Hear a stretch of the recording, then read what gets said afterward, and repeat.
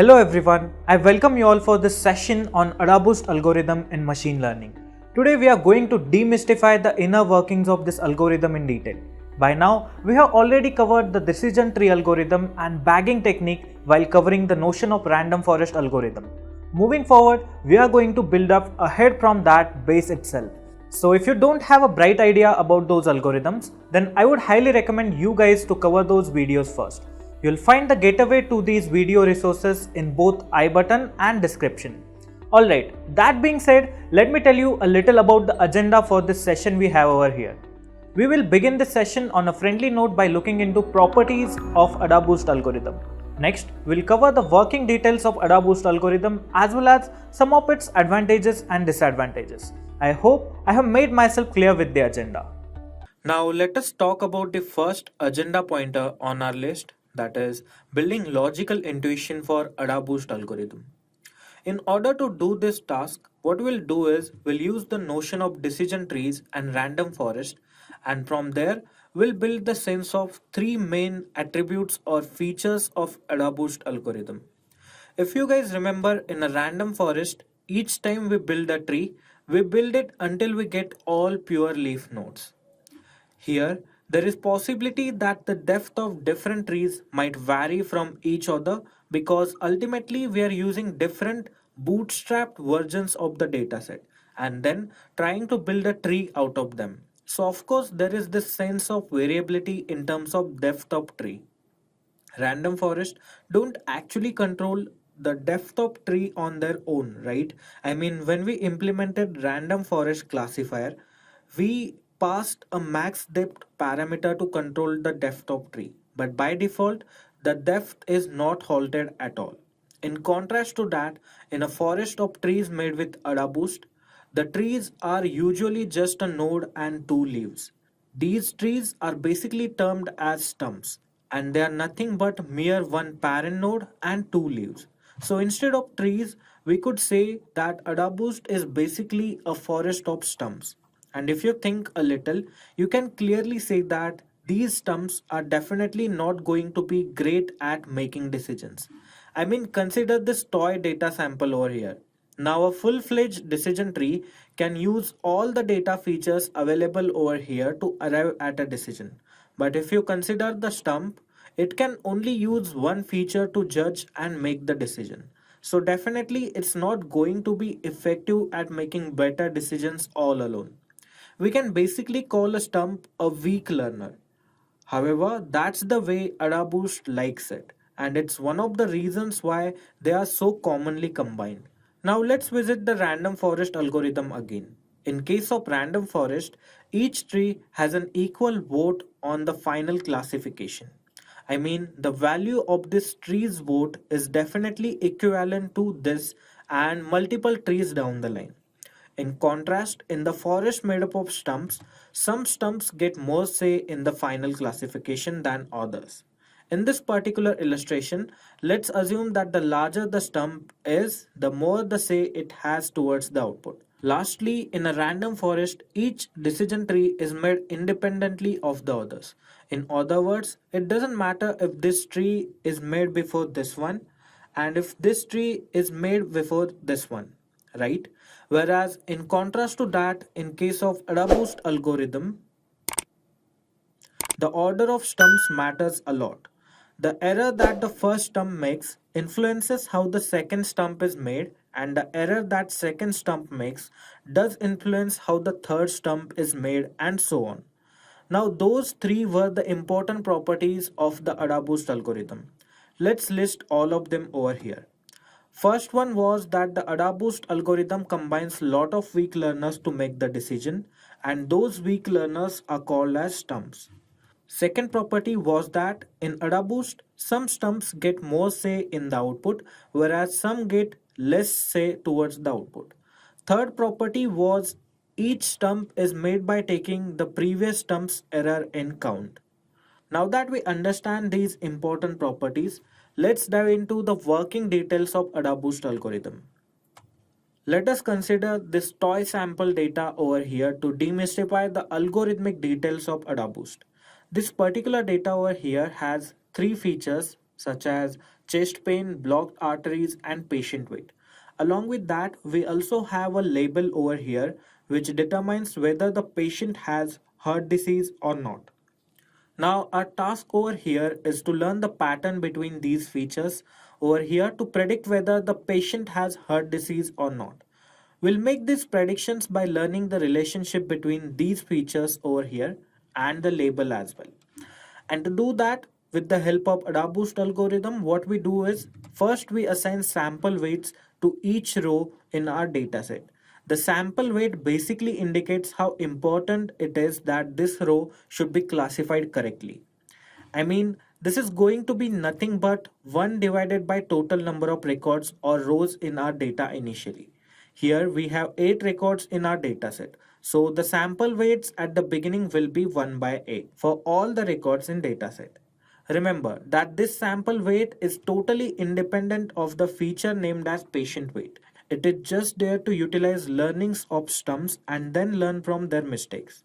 I'll explain this to you guys in due time, but we shall approach the math step by step. Let us begin with the creation of the first stump for our data sample. This is done by finding the variable chest pain, blocked arteries, or patient weight that does the best job of classifying the samples.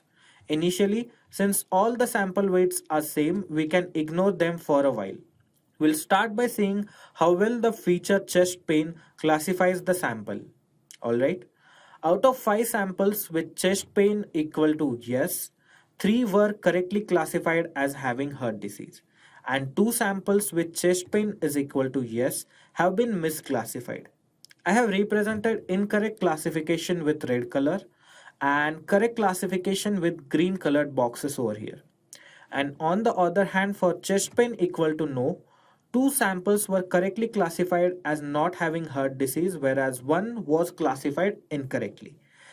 Now we do the same for blocked arteries and patient weight. In case of weight, we can see that 176 is the right boundary to validate if the person has heart disease or not. Here we can see that 3 persons having weight greater than 176 were marked as having heart disease and 0 were misclassified in this case. For patient weight being less than 176, 4 were correctly classified as not having heart disease, whereas 1 was misclassified. Now, just like we did for patient weight and chest pain, here is the stump for blocked arteries. You can validate if the one available on your screen is right or not by constructing the stump on your own. Consider this as a small task. Now next, what we'll do is we'll calculate the Gini index for all these 3 stumps over here. First of all, let us calculate the Gini impurity for chest pain feature. Now, Gini impurity for chest pain will be 1 minus possibility of getting positive outcome square plus possibility of getting negative outcome square. Alright, so here we have taken the probabilities. Alright, so there are 5 positive samples and 3 negative samples when it comes to chest pain stump. So definitely the Gini index for this will be 1 minus 5 by 8 square plus 3 by 8 square. So it will finally result into 0.47. Now similarly, we'll calculate Gini impurity value for patient weight. For patient weight, we have 7 correctly classified samples and 1 incorrectly classified sample. So in this case, the Gini impurity will be 7 by 8 square plus 1 by 8 square. So it will be 1 minus 0.76 plus 0.01, which will further result into 0.23. Now similarly, we'll calculate the Gini impurity value for blocked arteries as well, and it will result around 0.50. So out of all of these values, the Gini index value for patient weight is the lowest. So this will be our first stump in the forest. Now we need to determine how much say this stump will have in a final classification. I have already told you that a particular stump may have a higher say towards the decision in case of AdaBoost algorithm. And we calculate this amount of say for this stump over here by determining how well it classifies the sample. This particular stump that we have here just made one error. For this particular sample over here, where weight is less than 176 but the patient has been detected as having heart disease. And the total error for stump is the sum of weights associated with incorrectly classified samples. Thus, in this particular stump, based on the feature patient weight, the total error will be 1 by 8. Also, since all the sample weights add up to 1, the total error will always lie between 0 and 1. We'll get total error 0 for perfect stump and error 1 for the worst possible stump. Now you must be wondering, why are we considering this total error? Well, let me tell you that we'll use this total error value for calculating the amount of say the stump has in the final decision or prediction. So this formula for calculating the amount of say is given by amount of say is equal to half of log base e 1 minus total error divided by total error. We can produce a graph for this particular function by plugging in few values between 0 and 1. This plot over here tells us about the amount of say for total error values between 0 and 1. When the stump does a good job of classification and has less total error, then the amount of say will be on the higher side. And when the total error value will be higher, this function will result in lower values for the amount of say. In other words, if the stump consistently gives you the opposite classification, the amount of say will be larger negative value. So if the stump votes for heart disease, the negative amount of say will turn that vote into not heart disease. Also, when the total error value goes around zero point 0.5, that is, stump is able to predict half of the sample right and half of the samples wrong, then we'll have the amount of say value as 0. Besides that, by just looking at this equation, you can see that this equation will totally freak out if the error value becomes something like 0 or 1. That is why at an algorithmic level, a small error term is added to prevent this from happening. With patient weight greater than 176, the total error value will boil down around 1 by 8. And once we put the value in our equation, it will get simplified to 1 by 2 into log base e 1 minus 1 by 8 divided by 1 by 8, which further will result into 1 by 2 log base e 7, which further boils down to 0.97. Also, you can track the value across this particular graph as well by just simply tracking the error values across x-axis. All you have to do is just plug in the value of 1 by 8, which comes around 0.125. So once you plug that value inside this graph, you'll get the accurate value for your amount of say. Alright, now if we consider the amount of say for stump considering feature chest pain, then it will be 3 into 1 by 8 because actually we have 3 misclassification over here.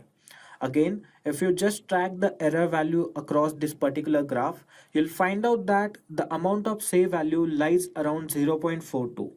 For a practice, you can further calculate the amount of say for the stump considering feature blocked arteries.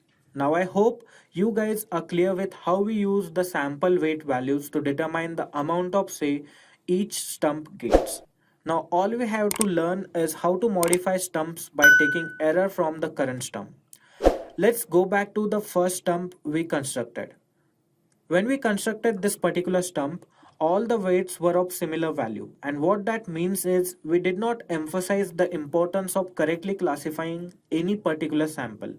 Now we know that this stump classified this particular sample over here incompletely.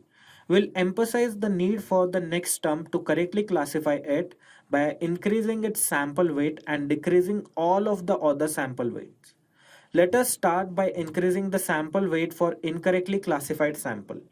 This is the formula we'll use to increase the sample weight of record that was incorrectly classified. It is given by sample weight previous into e to the power positive amount of say. If we fill in the values over here, we can say that the new sample weight in this case will be 1 by 8, that is 0.125 into e to the power 0.97. Now this new sample weight will become 0.33, which is higher than the previous weight. Alright, now what about other correctly classified samples.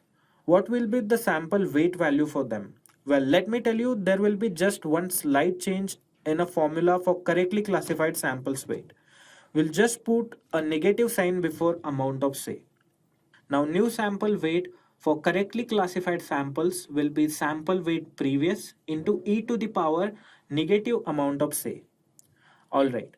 Now if we plug in the values over here and compute the result, we'll get 0.05 as an output. Now here in updated sample weights, we have 0.33 as an updated weight for misclassified sample and 0.05 for the rest of samples. Now there is one more thing we'll have to do. The total weight value must always add up to 1. So we'll definitely have to normalize this whole column containing sample weight values. What we generally do is we take the total of all the current weights and divide each individual weight by that sum. The sum value in this case is 0.68, so we'll divide all individual sample weights value by 0.68. Now these values updated over here are normalized values. Alright, and if you add them, the sum will be 1. Now we can use this modified weight values to create the second stump for our data sample. How to do that? Well, in theory, we could use the sample weights to calculate weighted Gini index to determine which variable should split the next stump. The weighted Gini index would put more emphasis on correctly classifying the sample with highest weight. However, instead of using this complex computation, we could make a new data sample which contains duplicate records between our original data. For example, let's say we make this empty list of the same size over here, and then we pick a random number between 0 and 1, and we see where that number falls when we use the sample weights like distribution. Let me make that clear for you guys. So if the number is between 0 and 0.7, we would add this record over here to our collection. If the number is between 0.07 to 0.14, we'll add this particular record over here to our bootstrap dataset or to the new dataset that we are constructing. If the number is between 0.14 to 0.21, we'll add this particular record to our new dataset. And if the number is between 0.21 to 0.70, we'll add the record below this green highlighted record over here. Now let's say I began with number 0.1. Then this record will be added to my new data. Then let's say I pick up the number 0.50. Then this particular record will be added to my data. Let's say I pick up the number 0.85, then this particular record will be added to the data over here. Now let's say I choose the next random number as 0.51, then this particular record will be added to my data. And similarly, we'll keep on adding records until this new data sample gets fulfilled. Now here you can see that the sample with maximum weight has been repeated quite a few times. This is because we want this sample to be classified accurately. Now we'll assign sample weights to this new data, and again all of them will be of equal value just like before. However, that doesn't mean that the next stump will not emphasize the need to correctly classify these samples. They will be more focused on getting these particular samples highlighted in red to be classified correctly. Besides, these particular samples are the same, hence they'll be treated as a block, creating a large penalty for being misclassified. And still, if the error is there while forming the stump of this kind of bootstrap data, then we'll further use that error to create the next stump down the line. And this process goes on and on until the pure stump gets created. Now I hope you guys are clear with the concept of creating a forest of stumps. Next, let us understand how this forest of stumps created with AdaBoost makes the decision. Let us say that these are the stumps that classify patients as having heart disease and stumps that classify patient as not having heart disease. We also have the amount of say values for each individual stump written over here. Now what we do is we add up these amount of say for stumps that classify patient as having heart disease and not having heart disease separately. And the one with high total amount of say will be considered as a right classification decision. I mean, it's obvious because the amount of say is what is going to be a decider. If the positive class is having maximum value for total amount of say, then the sample will definitely be marked as positive, otherwise it will be negative. I hope this is clear to all of you guys now. Moving forward, we shall look into the advantages and disadvantages of this algorithm. First of all, let's look into the advantages. The first advantage that we have over here is AdaBoost results into good accuracy. AdaBoost can significantly improve the accuracy of machine learning models compared to using a single classifier. By combining multiple weak classifiers, it focuses on misclassified instances, iteratively adjusting their weights and giving more importance to difficult to classify examples. This adaptive process enhances the overall accuracy of the final model. Second advantage of AdaBoost that we have over here is that AdaBoost can handle complex and nonlinear datasets effectively. By employing combination of weak classifiers, it can capture intricate decision boundaries and account for interactions among features. This flexibility enables AdaBoost to handle a wide range of data patterns and achieve better generalization. The third feature of AdaBoost that we have over here is feature selection. AdaBoost inherently performs feature selection by assigning higher weights to informative features that contribute more to reducing classification errors. This attribute makes AdaBoost particularly useful when dealing with high dimensional datasets, as it automatically focuses on the most relevant features, reducing the risk of overfitting. The fourth advantage that we have over here is AdaBoost is a versatile algorithm that can be applied to various types of classification problems, including binary and multi-class classification. It is relatively simple to implement and can be combined with different weak classifiers such as decision trees or SVMs, making it compatible with wide range of existing algorithms and frameworks.